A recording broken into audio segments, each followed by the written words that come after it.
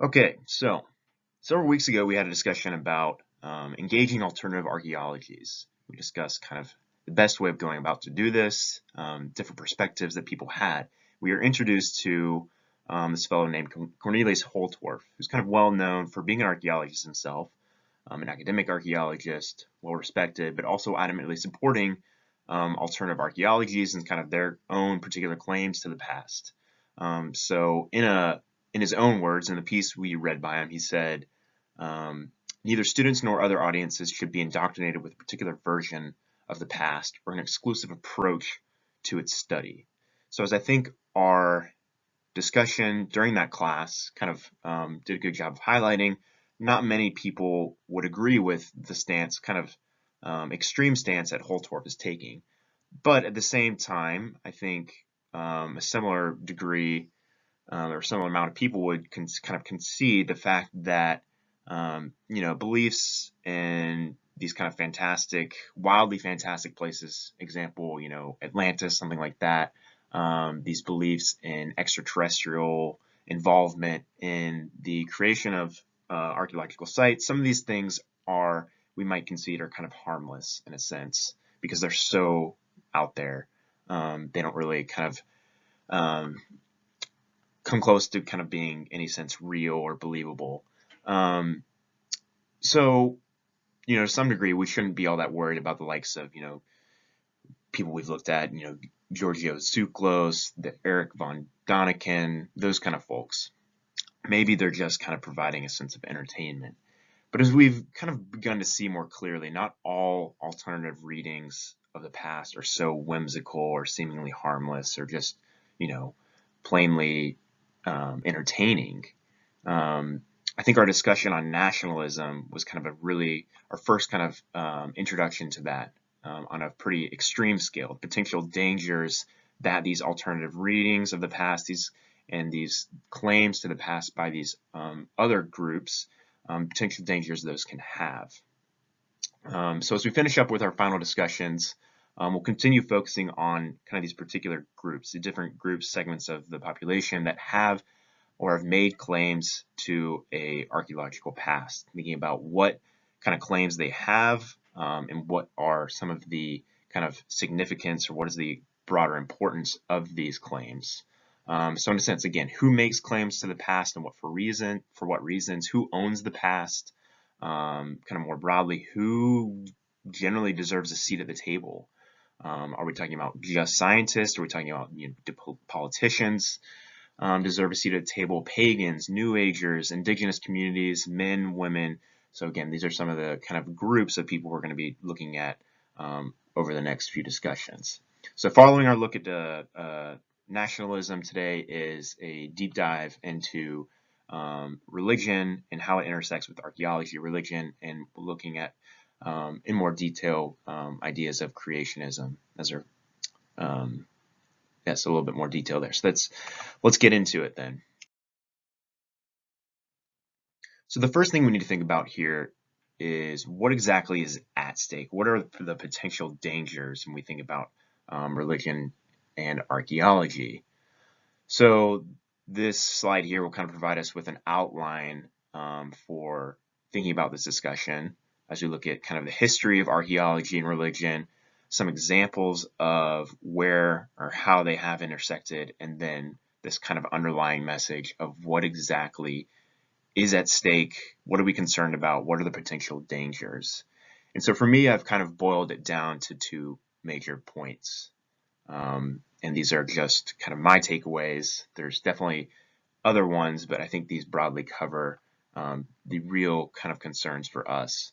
So on the one hand, we have just plain and simply the real danger of bad archaeology. Bad archaeology in the sense that there's archaeologists and fanatics out there who, when we think about religious archaeology, are politically motivated to find certain objects, certain places that might prove their account of history more credible. And I think as this discussion will play out, we're particularly talking about a biblical history. So we're focusing on Christianity. So these people are going out here, these we can call them fanatics, are going out there kind of hell-bent on finding particular objects and places that will add credibility to their kind of version or their understanding of the past. So through finding these objects, again, giving them some credibility. So why is this bad? Why is it bad archaeology? For a number of reasons, right? I think it's important to think back on our first few weeks of discussion. We read an article by Mike Smith talking about kind of the scientific practice of archaeology and the kind of right motivations that need to go into a rigorous archaeological study, the right questions, the right motivations, the right methodologies. But here we're really talking about motivations, the questions that people are trying to address. So inherently there's some kind of it's questionable from the get-go. As we'll see, and as we saw through the readings, the intersection of archaeology and religion is particularly suitable for hoaxes, right? So people want to believe in certain things or events despite a lack of evidence, despite a lack of thorough evidence. And then also it tends to, when we think about religious archaeology, this might be general, but I think it's a fair kind of generalization to make, is that these practices don't tend to be as rigorous and thus not, in a sense, not as scientific. But beyond just the particular disadvantages to what would create a kind of bad archaeology, so disadvantages to archaeology itself, the intersection of these two is kind of the second danger, is that it assumes religious archaeology kind of assumes an even more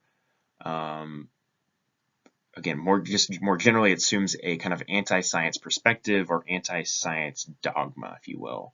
So by nature, the religious archaeology, particularly the one where, again, we're going to be focusing most particularly here, and we're going to be most familiar with within our own country. So an religious archaeology that focuses on Christianity is kind of almost always pushing a strict reading of biblical history. And in doing that, it's inherently questioning the foundations of various fields of science, whether that be biology,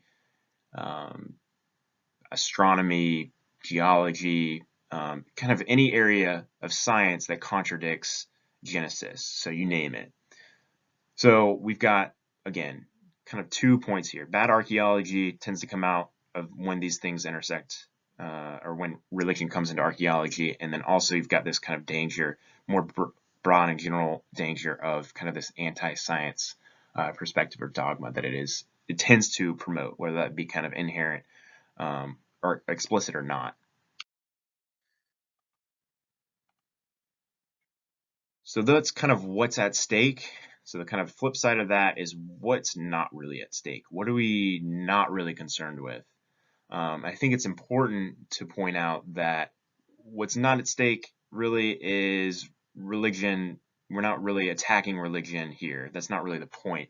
So I wanted to pull out this quote from a piece that I didn't have you guys read, but it was addressing some of these similar issues. And the quote says, what's at stake isn't religious belief per se, although archaeologists certainly have the reputation of being a secular bunch, but rather a particular doctrine that has aligned itself with right-wing politics and declared war on modern science. So I think that quote does a good job of kind of summing up those points I just made in the previous slide, right? So we're looking at something that's potentially dangerous and creating a bad archaeology and kind of pushing a kind of political-oriented view of the past that has declared war on modern science. So again, we're not really concerned with religion per se, but kind of the ramifications.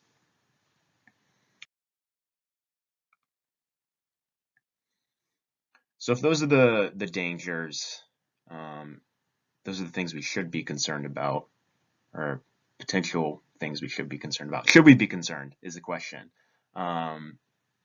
Well, yes, I think these are actually some pretty serious issues, and that we'll get into. But before we kind of get into some examples, I have here that, yes, we should be concerned, but with some caveats. So what exactly do I mean by that? Now, yes, with some caveats.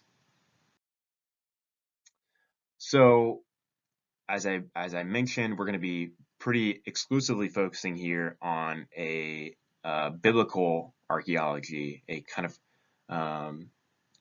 archaeology and how it intersects with the Christian religion. But we shouldn't take this kind of perspective and apply it to all religions. So we'll look at some of the other, just kind of briefly here, we'll look at some other world religions and how they intersect with science. So in the US and other Western cultures, we typically think of these two fields, science and religion, as kind of antithetical in the sense that they don't overlap. They're kind of in opposition to one another. That is very much a popular view. But again, we shouldn't make that generalization for other major religions. So just quickly looking here, so thinking about Islam, the foundation of the modern scientific method was actually emerged under the kind of golden age, Islamic golden age. Hinduism has historically embraced reason and empiricism, holding that science brings legitimate but incomplete knowledge of the world and universe. Confucianism often kind of steers Chinese philosophy away from scientific concerns. So in a sense, the two can be antithetical, but it's not as kind of clear as we will see between Christianity and science. Buddhism has a more positive view of science. Most Buddhists today actually view science as complementary to their beliefs. So the first kind of caveat here that this brings up is that we shouldn't is that kind of all religions are not at odds with science, and we should be careful with making these generalizations that because we see Christianity at odds with religion, that is the case for all major world religions. That's actually not the case, and it's actually kind of not as black as white as we would assume. There's a lot of kind of gray area, and actually I think the argument can be made fairly that other religions, other world religions, have a kind of more positive kind of relation with science. So where does this relation, if we look at particularly with Christianity, where does this kind of antithetical position come from if we look at the relation between Christianity and science? So which brings us kind of to our next caveat. So religion and science were at war following the kind of Enlightenment, the European Enlightenment in the 18th century. This has kind of been assumed based on our kind of the way we go about teaching it and understanding the Enlightenment has been assumed to be a universal conflict in the sense that from this, religion was set out to be inherently in opposition to science on a kind of universal, all-encompassing scale, which is not true. But during this Enlightenment, we see for the first time science really pitted against Christianity. So it's during this time that we see some kind of major findings that contradict Christianity and kind of Christian thought. So I've got just a couple examples here.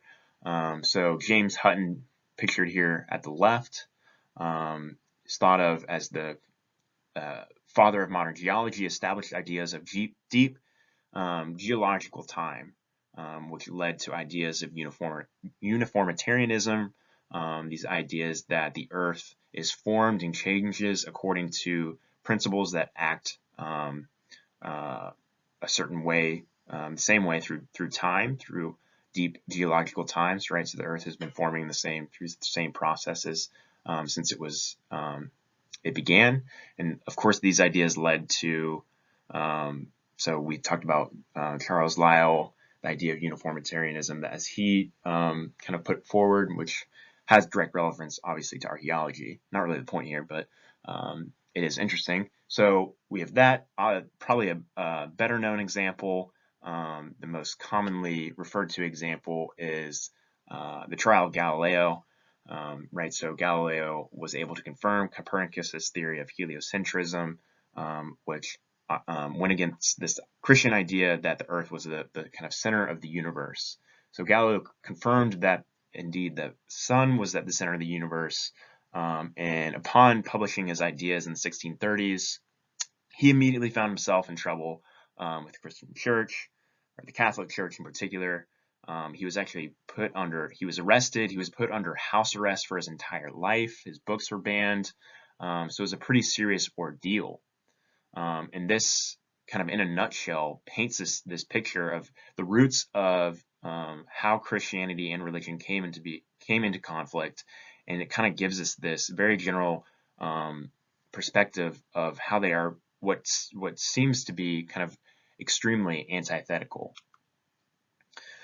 But in fact, as I kind of mentioned at the beginning of this slide, this is a kind of an incorrect assumption. In fact, the point here is that religion was not universally, or science was not universally opposed to religion. It was more focused on kind of at these times during the Enlightenment. It was scientists were focused on kind of eradicating aspects of superstition, supernaturalism from religion, from the world in general. So scientists advocated for a religion purified of such features, and the need to distinguish religion in these regards. So it wasn't saying we cannot have religion. It was just saying that we need to focus on a rational and natural world, and kind of eradicate these beliefs and these superstitious and supernatural elements. So where do we stand today? So if that was kind of the way this kind of argument first took off, how do scientists see this today? Do they see it as antithetical, or do they see it as what exactly do they say? So a couple examples here, looking within a kind of more modern realm. So the evolutionary biologist pictured here on the left, Stephen Jay Gould,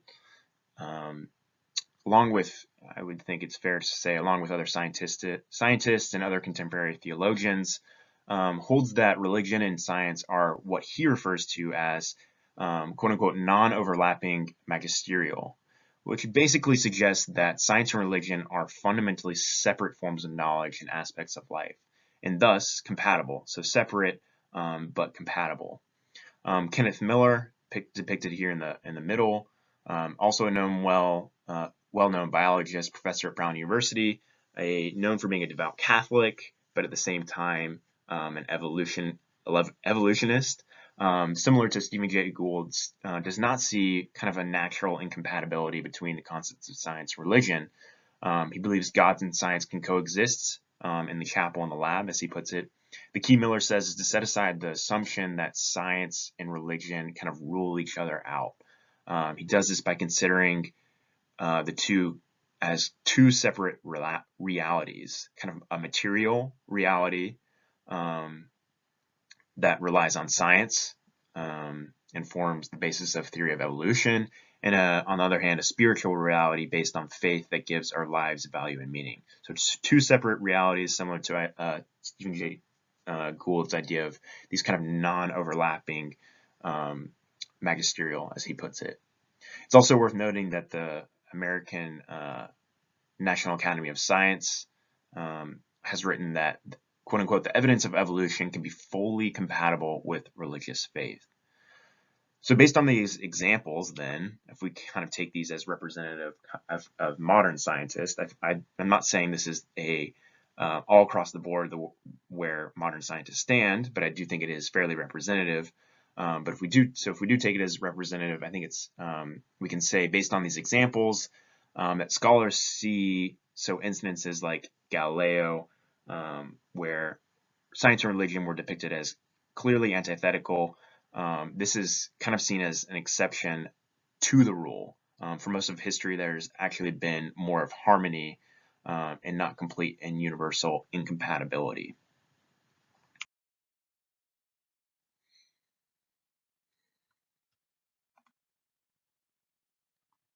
So in a sense, those figures we just looked at, and I would say a lot of scientists across the world, not these are particular to the US, um, but a lot of scientists kind of tried to kind of bridge the gap between these two, between science and religion. And so while that is occurring, while that is very kind of real, and it's happening in a lot of places, there's still a lot of people in the U.S., particularly within the U.S., they're still trying to drive a wedge between science and religion. So in the U.S., for example, many do not accept evolutionary theory on religious grounds. They see the two opposed due to reasons of faith. And one area that this has been really clear is that evolution has been the epicenter of current debates, kind of ongoing debates within the U.S. educational system. So we've actually seen this come up time and time again over the past few decades. And as recent as 2005, I think is probably the most recent case, a federal judge in Atlanta, Georgia, ruled that a suburban county school's district textbook stickers referring to evolution as a theory, not a fact, was indeed unconstitutional. So I've got a picture of that sticker here placed on one of these textbooks, actually placed on a textbook of Keith Miller, the gentleman we looked at in the last slide. So these stickers were put on these textbooks saying that, beware, evolution is taught in these textbooks, but is a theory, not a fact. And that was actually ruled unconstitutional. But the point being here, so this happened in 2005. These are issues that are still relevant today, although, we're in 2020 now. Fairly recently, these debates are still going on about whether, we should clearly be separating science and religion.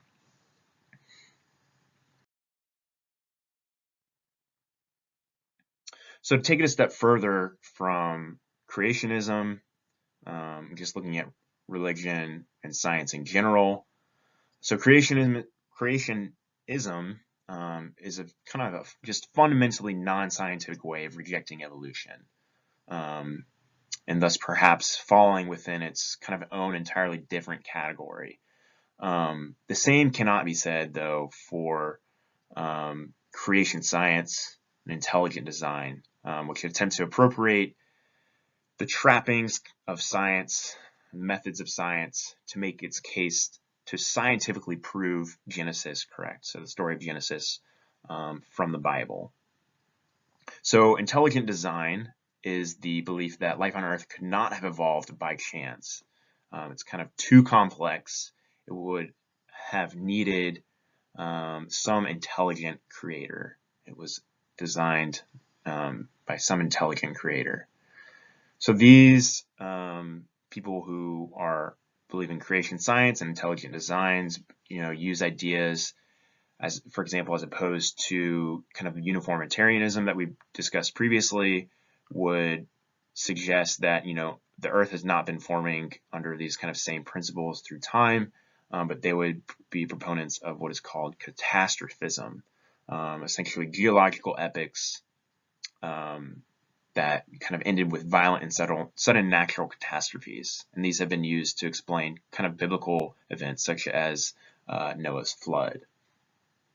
So although these fields of religion, so again, creation science and intelligent design, kind of use this veil of a scientific approach to proving a kind of biblical history of the world, most scientists believe these fields are kind of disqualified as science because, in a sense, all the answers to all their kind of inquiry and questions are kind of preordained in the sense that they are just set out to conform what the Bible says. So the doctrine preordained to kind of conform to the doctrine of the Bible. On top of that, kind of another critique is the fact that evidence, kind of the really strong arguments or what they see as strong arguments that they're able to make. They're relying on evidence that is unable to support evolution. So evidence which fails to support evolution is used as support for their claims of a preferred alternative notion, in this case, intelligent design. So we go back, think about Carl Sagan's, baloney detection kit. I think that hits the nail right on the head, right? Lack of evidence isn't supporting evidence. So our inability to explain certain things doesn't mean we can just rely on these wildly, maybe perhaps unprovable, untestable theories. We saw this with the likes of, ancient aliens. Just because we can't disprove it doesn't mean it's inherently true. So what this basically adds up to is pseudoscientific attempt to map the Bible into scientific facts. And this is really the area where we should be concerned, right? We are looking at a kind of anti-scientific dogma that is supported through these claims. And although kind of creation science and intelligent design don't really overlap with archaeology all that much, when they do, again, the point is that it leads to bad archaeology or just altogether an anti-archaeological perspective of the past.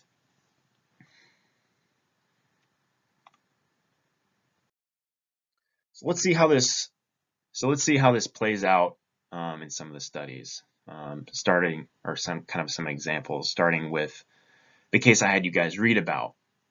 So as described in the article, again, that you guys read, in the early 2000s, there was these two kind of amazing shock discoveries that had kind of recently resurfaced in Jerusalem.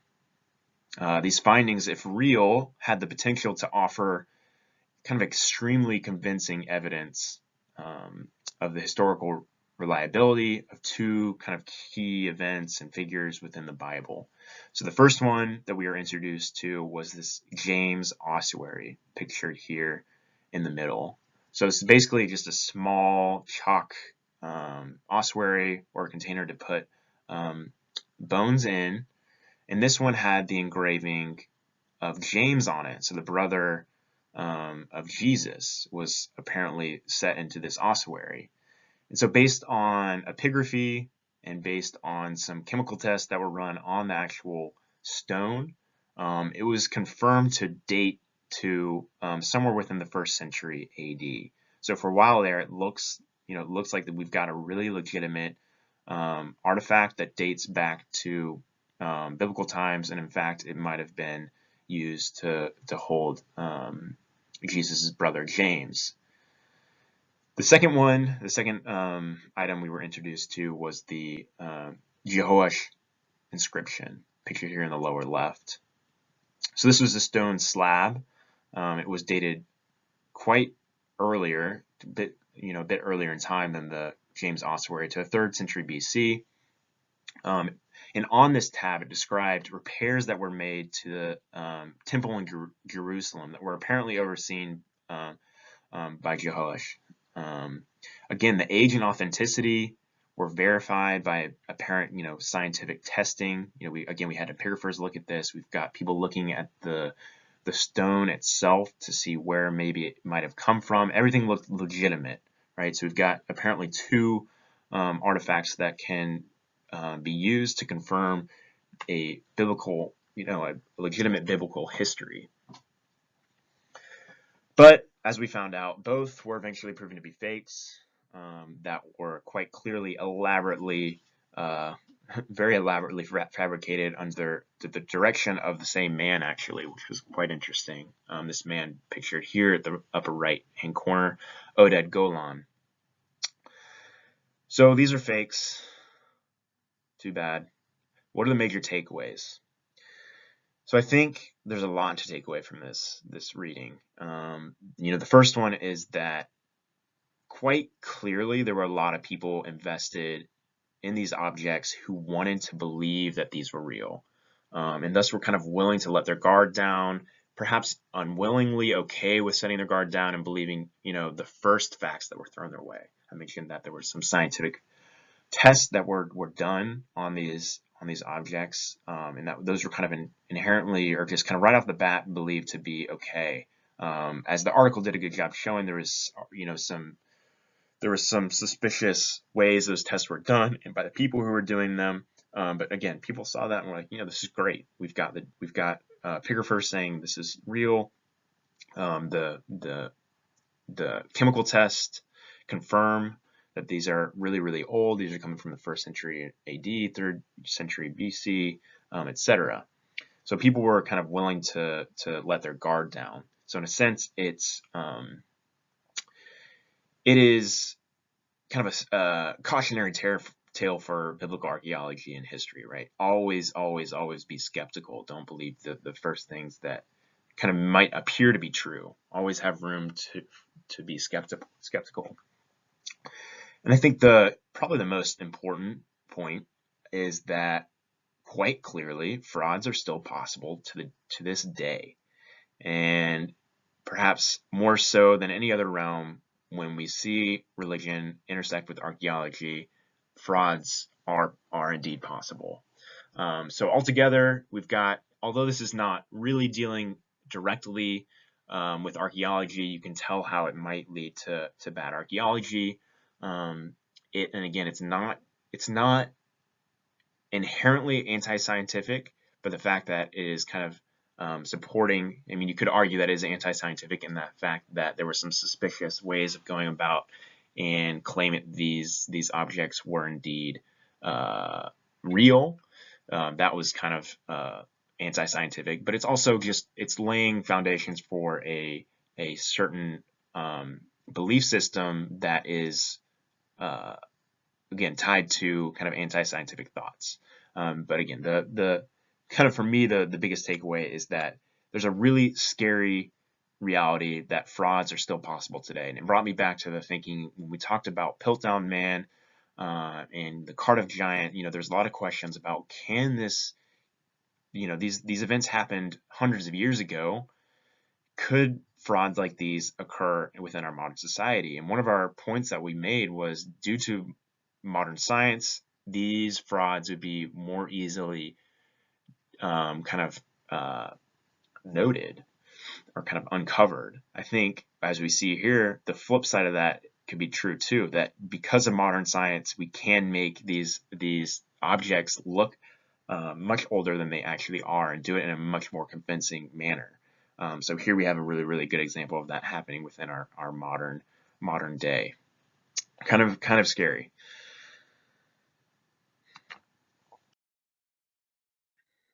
So if biblical archaeology and history, as we saw through that article, are kind of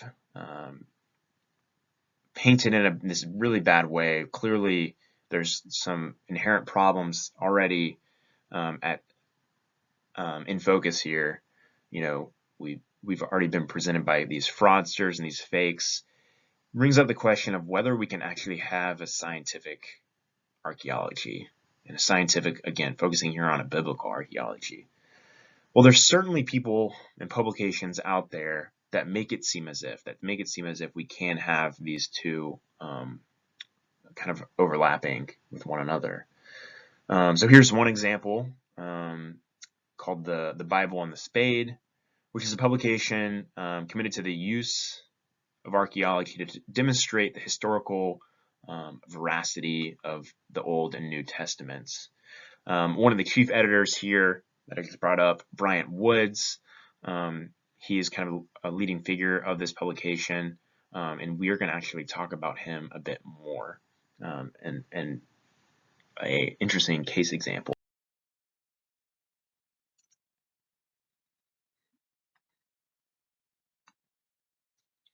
Another example, similar to the Bible and the Spade, the Biblical Archaeology Review. It's a bi-monthly magazine that seeks to connect the academic study of archaeology to broad general audiences, seeking to understand the Bible as well as the history of the Near and Middle East. So kind of just quickly looking at these two examples, I think it's, yes, quite clear that there are real attempts to make these two overlap in a very diligent way, a way that makes it appear as if, you can have archaeology that is focused on uncovering kind of biblical truths in a sense.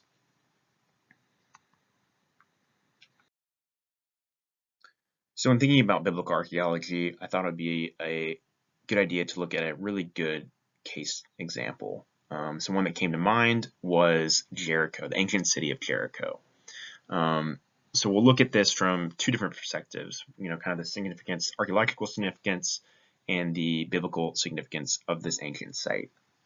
So in terms of archaeology, for those of you who might probably were introduced to this site in a class, if you did take Intro to Archaeology, for example, might know something about this site. But it basically is really important archaeologically because it represents one of the first kind of large examples of the first early large villages when people started to live in these large permanent settlements.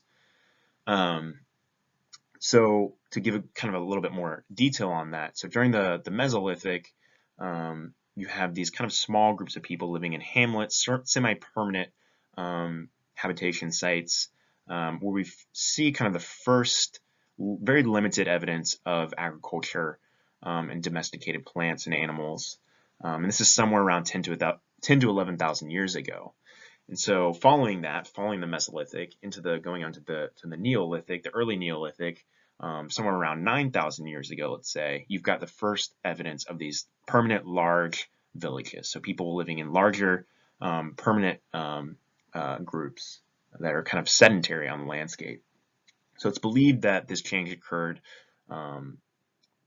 due to some environmental processes, environmental conditions that prompted these kind of more nomadic wandering Mesolithic groups, hunter-gatherers to kind of settle into these first villages. So these earlier hamlets were found along the Levant, so the kind of the eastern edge of the Mediterranean. Think places like Israel, Jordan, Syria, those kind of places. It's where we see these kind of first small hamlets within the Mesolithic, where they formed what was part of the Natufian culture. Between somewhere around 9,000 and 7,000 BC, we see these larger permanent communities with a clearly heavy dependence on cultivation and animal husbandry. Not only do we find them in the Levant, but more generally within the Fertile Crescent. So moving kind of further east into the areas, for example, within closer to the Tigris and Euphrates River. So these settlements often began as these small hamlets and kind of evolved into these kind of more complex permanent villages where we see kind of heavy investment into architecture and other architecture such as domestic buildings, walls, etc. And so one of these first kind of examples of these large permanent villages is Jericho, found in modern-day Jordan. Alternatively, the biblical significance, so within the book of Joshua, there is depicted a battle at Jericho. So Joshua is told to have led a kind of army of Israelites on a campaign against the Canaanites. And so after crossing the Jordan River, they encounter their first city of Canaanites, and that is Jericho. And so their goal is to kind of take this town. So after kind of surrounding the town for several days, they're eventually able to do just that. They conquer it. It's said to have occurred around 1400 BC. After circling this town for several days, the walls eventually do come falling down. So essentially basically a city that is mentioned in the Bible and actually has kind of some detail there to go along with. So the site has been thoroughly investigated by archaeologists, and as I sought, understandably so, attention from Christians as well. So we'll go into a little bit of the history of the site in terms of the research that's been done there. So in the beginnings in the 1860s, excavations were led by a British archaeologist by the name of Charles Warren. So he was actually the one who first identified the site as ancient Jericho. So this is important, an important distinction to make, since there is a modern day Jericho that doesn't, it's not the same thing as the ancient Jericho. So ancient Jericho was actually a site referred to as Tellus Sultan. So Tel just means hill, as you can see here in the middle picture. The site is pretty deteriorated, but clearly a hill, a tell in the sense that there were people occupying this space for a long period of time, creating this hill or tell. So excavations continued throughout the early 1900s under kind of various parties, mainly British and German archaeologists. And following these works, there was kind of some debate over times of occupation and the destruction of the site. Kathleen Kenyon, depicted here on the left, reopened excavations in the 1950s. Kathleen Kenyon is a world-renowned archaeologist. She's been called one of the most influential archaeologists of the 20th century. She was British. She was interested in places like Jericho, these early Neolithic sites, these early places of kind of sedentary villages, large sedentary villages where we see the first kind of clear evidence of domesticated plants and animals, particularly within this area of the Fertile Crescent. So she led excavations at this site at Tel es Sultan, ancient Jericho, within the 1950s, from 1952 to 1958, I believe.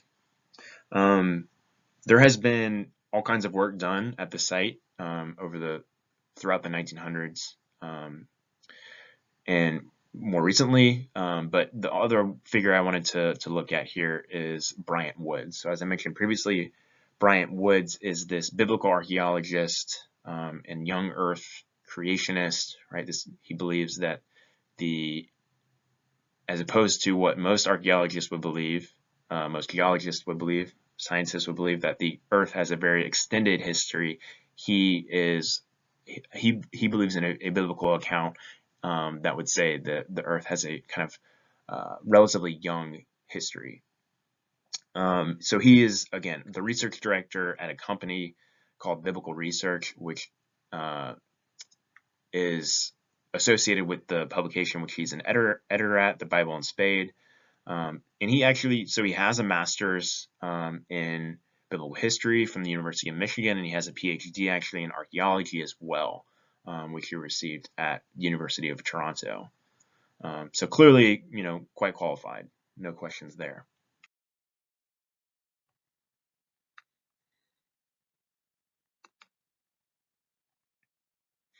So what we basically have here is a rather fascinating case of, place mentioned in the Bible that actually can and has been addressed archaeologically. So the question is, how does the archaeology match the biblical account? Do these two, do they kind of go hand in hand? Do they match up? Again, the Bible accounts the story of Joshua destroying the city around 1400 BC when the walls came tumbling down. And the question we'll look at here is there evidence for this? So the Bible clearly depicts this event happening, the destruction of the city in 1400 BC. Do we have evidence of this archaeologically? So right off the bat, to be honest, from the beginning, things are not looking great. Early excavations by a German by the name of Karl Watzinger around, I think it was 1910, found that, as he stated, in the time of Joshua, Jericho was a heap of ruins on which stood perhaps a few isolated huts. Not looking good. But as it would kind of play out in these early 1900s, as excavations continued, there was kind of ongoing debate again on whether or when the site was inhabited and when exactly the site was destroyed. So maybe it wasn't as clear as these excavations by Watzinger put it out to be. So it wasn't until the 1950s that some kind of finality was brought to this discussion. So Kathleen Kenyon, the archaeologist, the British female archaeologist, and her team set out to do some kind of more rigorous work. And they indeed did find some evidence of a lot of walls surrounding the city. These were dated to the early Bronze Age. They did not, however, find any evidence of late Bronze Age defensive walls or pottery. So if we translate the date given to us in the Bible, so around 1400 BC, this would fall into the late Bronze Age. So again, Kathleen Kenyon and her team did not find any evidence, not the walls or pottery within the site, inside the site, did not date to what this rough time frame of the late Bronze Age. So in fact, they argued there was a hiatus at the site beginning in the middle Bronze Age when there was a destruction at the site. People kind of left up until the later Iron Age. So in the sense, again, Jericho had, if we're going to take Kathleen Kenyon's reading of the archaeological record of the site, Jericho had been destroyed or deserted throughout the mid-late 13th century BC, the supposed time of Joshua's battle and destruction of the city. So since these findings were accepted, the story of Joshua has kind of been reevaluated for its literal accuracy. Interestingly, it's actually thought that this story has origins in a nationalistic propaganda, kind of led by later king of Judah, who is trying to obtain rights to hold the territory of kingdoms within Israel. Sounds a little familiar, doesn't it? So, really interesting case where these kind of archaeology is being put to use for nationalistic purposes. Quite clearly, this has been going on for a long time. This is not something that's just related to archaeology, as we discussed in our discussion with nationalism the other day. Bonus, by the way, if you didn't notice already in this picture up here on the left, we have got a appearance of the Ark of the Covenant, which is really fascinating. So Joshua was carrying around the Ark of the Covenant, which contained, among other things, 2 stone tablets that had the 10 Commandments written on them, and it's depicted there as they kind of march around the city of Jericho. They're carrying the Ark of the Covenant. Yeah, fun fact.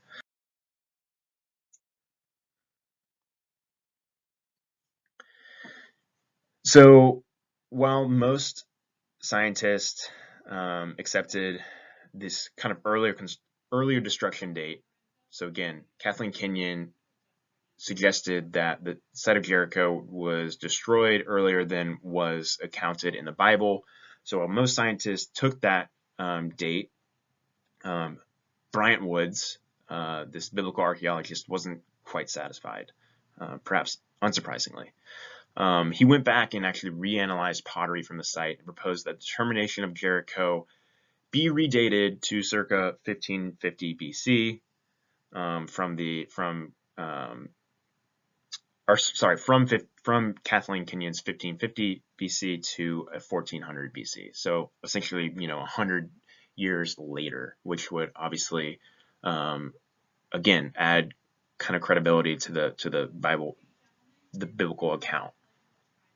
So in a debate that kind of came out as a result and occurred within the public, I believe it was in the publication of the Bible and the Spade, Woods accused archaeologists of actually not coming up with any new evidence to support this earlier construction date. So while Woods went in and kind of reanalyzed pottery, and from that came up with his argument of a later destruction date, he then accused archaeologists who said he was essentially crazy or wrong by saying, look, you don't have any new information. You're relying on the dates provided by Kathleen Kenyon. So archaeologists responded and said, okay, we'll go in, we'll do some more analysis. So they went in, and I don't know the details of exactly who it was, but I know archaeologists went in and took a large sample of carbon-14 dates. So these carbon-14 dates came back and sure enough confirmed the finding of Kathleen Kenyon and team that the site was in fact destroyed around 1550 BC. So end of story, right? So we've got some pretty, for those of us who are familiar with carbon-14 dating, it's really solid science at this point. It can give us a really narrow window into when certain events occurred if you're doing it in the right way. So end of story, right? Well, of course, Woods didn't really take this. He still believed in his own chronology over the radiocarbon dates, and wasn't really convinced. So what does that leave us with here? are we seeing bad archaeology? Are we seeing anti-science? Is this really kind of anti-scientific, I should say? I think, no and yes. I think the archaeology being done by Woods and others who are clearly interested in doing a kind of a thorough job, a rigorous job. I think, for example, looking at his kind of reanalysis of ceramics at the site was probably done in a really, really detailed manner. But there's something kind of scary in the sense that, what he's trying to prove here is a biblical account of history. And there's kind of he's not, in a sense, not open to any other findings that would challenge those dates. So it's like, we're not explicitly doing bad archaeology, or we're not explicitly kind of supporting an anti-scientific perspective, but it's an underlying reality if we do accept kind of these religious understandings of this ancient site of Jericho.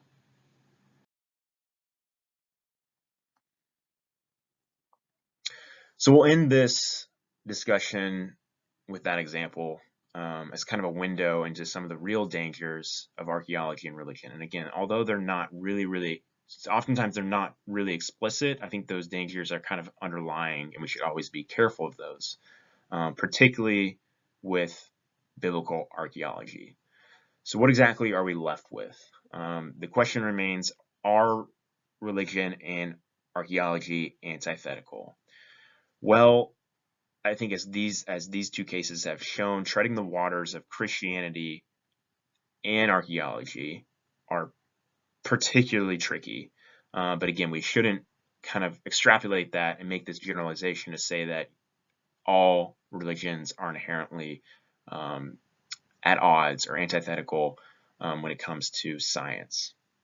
So this is not as clear with other world religions as we saw earlier on. So we might, in a sense, be seeing a unique case where Christian religion and science are kind of at odds. But even then, it's not kind of it's not a universal pattern. So maybe a different question then we should ask is whether archaeology should steer clear of religion, particularly for contentious areas where religion is a central issue. And I think here, sorry about that. I think here we have a pretty, at least I'm comfortable saying, unfortunately, I think although archaeology certainly can bring some light to these issues, I don't know if it's archaeology's job per se to kind of get involved in these type of issues. So maybe yes, it is better to stay away. Although there some clarity can be brought through archaeology. There's kind of a political side of this that archaeology is not really meant to deal with. So perhaps we are kind of better taking a step back and saying, this is not really our forte.